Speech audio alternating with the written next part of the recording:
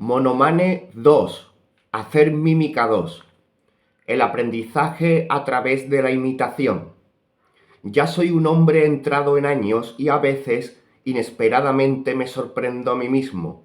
Sin querer, hago algún gesto o expresión que se parece muchísimo a la de mi padre. En algunas ocasiones, otros me lo hacen notar. En otras, yo mismo lo noto y me sorprendo. Seguramente es una experiencia común que todo el mundo ha tenido alguna vez. En la juventud queremos ser tan diferentes de los demás como sea posible. Puede sonar raro decir los demás para referirse al propio padre, pero hay personas que para exhibir su singularidad y su originalidad se dedican a hacer cosas o adoptar posturas diferentes a las de su padre. No hay nada de inusual en esto. Sin embargo, aun en estos sujetos, cuando llegan a la edad que tenían el padre en aquel momento, empieza a notar los parecidos que son a sus padres. Un parecido que no se relaciona con la profesión o los logros particulares, sino que se encuentra precisamente en pequeñeces como los gestos cotidianos. ¿Qué significa esto? ¿La personalidad de un ser humano está determinada por la herencia? O, como dicen algunos psicólogos, por un aprendizaje adquirido a la edad formativa, a través del entorno de los primeros años de vida? Hay un proverbio japonés, Uji Yori Sodashi, que significa que el nacimiento cuenta para muchas cosas, pero la crianza cuenta para más. Parece correcto concluir que tanto lo hereditario como el aprendizaje temprano participan en la formación de la personalidad. La fisionomía de una persona, las facciones del rostro o la complexión física son por lo general heredadas. Sus movimientos y gestos característicos son resultado de la influencia ambiental de la vida hogareña en los primeros años de vida. Los comportamientos espontáneos del papá o los modales de mamá penetran en nuestros corazones y nuestras mentes aún antes de que seamos conscientes. Los elementos del entorno forjan nuestras características personales y dan forma a los movimientos y gestos que las expresarán. Todo ese proceso es prácticamente inconsciente.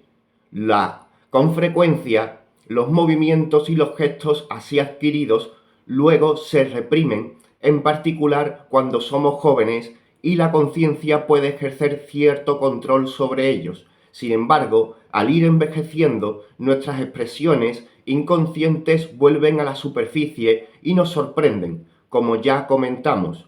Un ser humano no puede escapar a lo que ha sido su crianza. Lo mismo vale para la cultura de una nación, que también tiene un nivel inconsciente muy difícil de erradicar.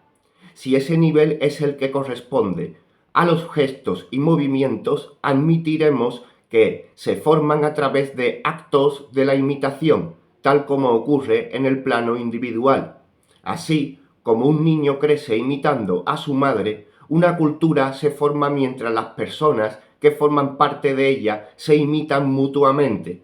Es fácil imitar un estilo de vida, ciertas maneras de expresar la individualidad y los modos de hablar, porque estos aspectos son parte consciente del pensamiento y de la acción, pero no es tan fácil sostener una mímica de los movimientos o de los gestos porque son en su mayoría inconscientes.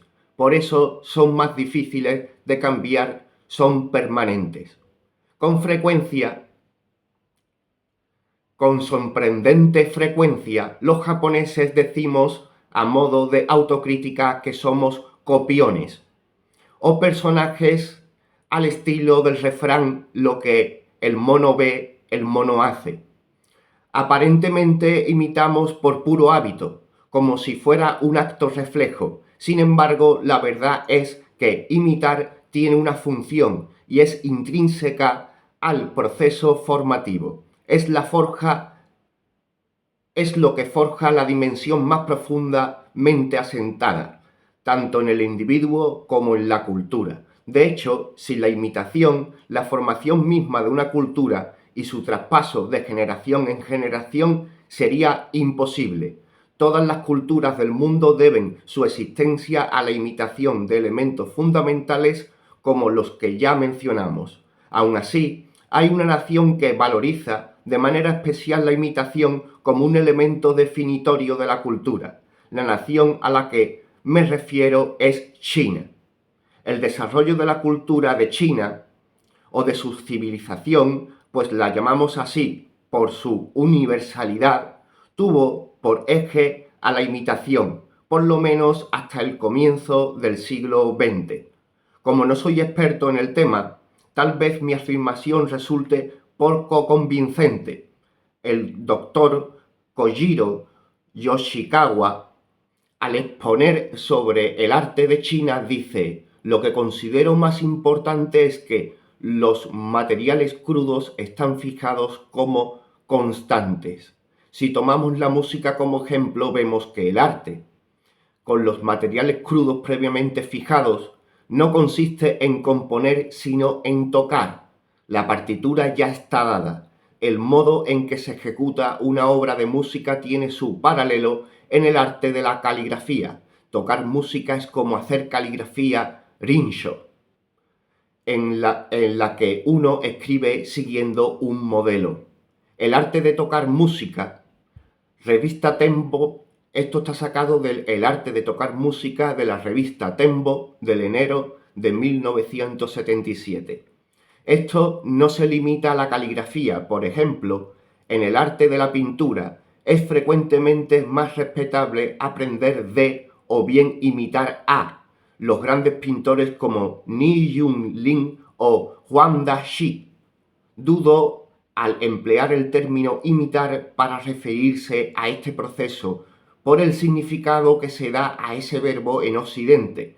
Rinshō o Narau, aprender a través de la imitación, no significa imitar cada línea o cada punto. El espíritu de una modalidad de aprendizaje es el de una emulación, emular la forma que es constante o fijada en el trabajo de esa escuela, y al mismo tiempo hace manifiesta la sutil individualidad que yace en la imitación y que es lo que, en última instancia, le da su importancia.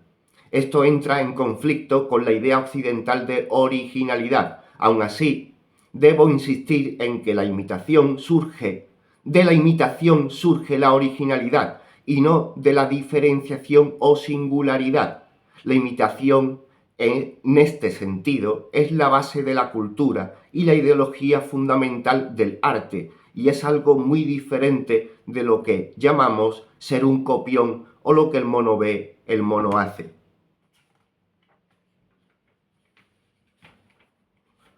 Aún en Occidente la imitación no siempre tuvo una connotación negativa. Aristóteles habla de imitación de la naturaleza.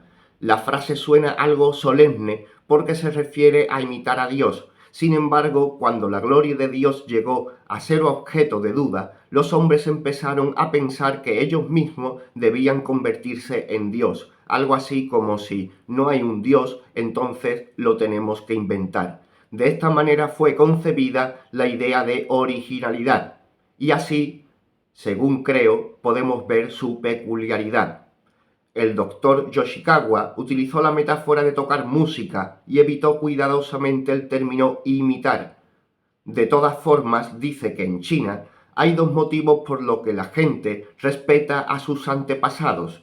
El primero es honrar el saber común, porque es universal en la civilización de esta nación. Es decir, se debe mostrar respeto por las cosas cotidianas. Esta actitud implica el respeto hacia las cosas más cercanas a nosotros, las cosas de este mundo, en vez de respeto a Dios o Buda, quienes pertenecen al otro mundo, al más allá. El otro motivo es ya que el arte es la obra noble de un ser humano, no debe ser consecuencia de los actos de un especialista. Debe tener una forma de la que todos los seres humanos puedan participar. El espíritu de este entendimiento se practica aquí. el seguidor de las rutinas y el no especialista. Entonces, así como en la vida cotidiana, creamos y manifestamos nuestra individualidad a través de la imitación de nuestros antepasados. En el mundo del arte, la emulación debe predominar. En vez de destacarnos y diferenciarnos de los otros, los emulamos o imitamos. Y aunque los actos individuales siempre tienen algún matiz propio, conservan lo que es común a todos. Lo que se aborrece en China es Qio, locura o demencia. Por oposición a la demencia, se considera bueno seguir la rutina en los asuntos mundanos y aprender de ella. No es el individuo original o extraño, sino la persona común y corriente quien aprende las artes del mundo. Tanto las características originales como las hereditarias se hallan en este proceder. Desde esta perspectiva, la imitación provee un punto de origen para el valor y la originalidad. En este sentido, no se aborrece. Permítame dejar China ahora y volver a Japón. ¿Cuál es la situación de Japón, un país copión? ¿Es tan diferente de China, donde el arte de tocar música se respeta?